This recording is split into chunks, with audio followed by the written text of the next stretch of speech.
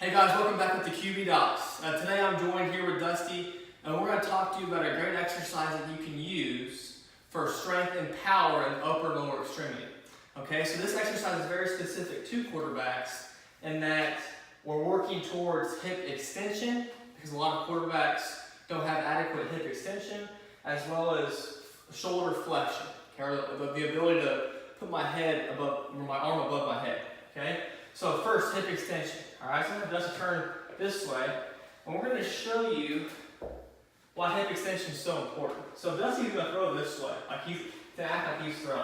Okay, during the acceleration phase of throwing, all right, before he brings that foot forward, he has to have adequate hip extension, all right, in order to get from his right leg to his left leg without overextending. All right, if he doesn't have proper hip extension here, he's going to compensate by overextending this spine, all right, which equals high throws, it equals throws that don't have much velocity on them. There's a lot of bad things that happen with that, all right. The other area that we're working on is shoulder flexion. So Dusty's going overhead to throw, good, and he lacks some mobility in shoulder flexion, all right, whether it's stiffness to the lat here or stiffness here in the pec, all right. The lat attaches the sacrum to that pelvis. So if he has some stiffness, he's going to once again overextend.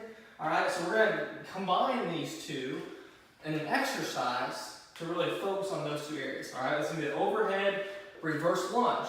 All right, so when we do this, all right, I'm going to have Dusty hold a kettlebell, but I would suggest you guys not using any weight at first.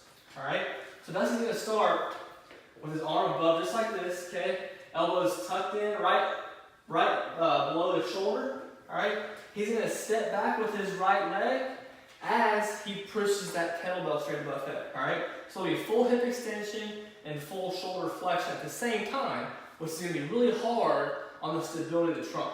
All right, so let's go ahead and I'm going to have Dusty show this. Good.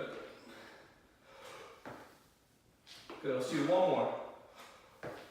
Good. And this is a very, very challenging exercise. Go ahead and relax for a second. All right. The biggest thing what we don't want to do is overextend through this spine. Because if I constantly overextend whenever I go overhead or to hip extension, what do you think you're going to do whenever you throw? You're going to overextend over and over and over.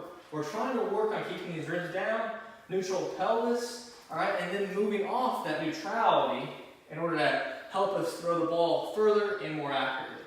All right. So as far as sets and reps of doing that exercise, I would say to perform, 3 or 4 sets. I would say between 6 and 10 reps, maybe twice a week, maybe as a warm-up or even in your program. All right. So I want to show it one more time from the side view here, just so you can see what full hip extension and shoulder flexion looks like. Whenever you're ready. Good. Very good. If you like that video, please check out our other videos at the QB Docs on our Instagram, YouTube, and Facebook, or our website, theqbdocs.com.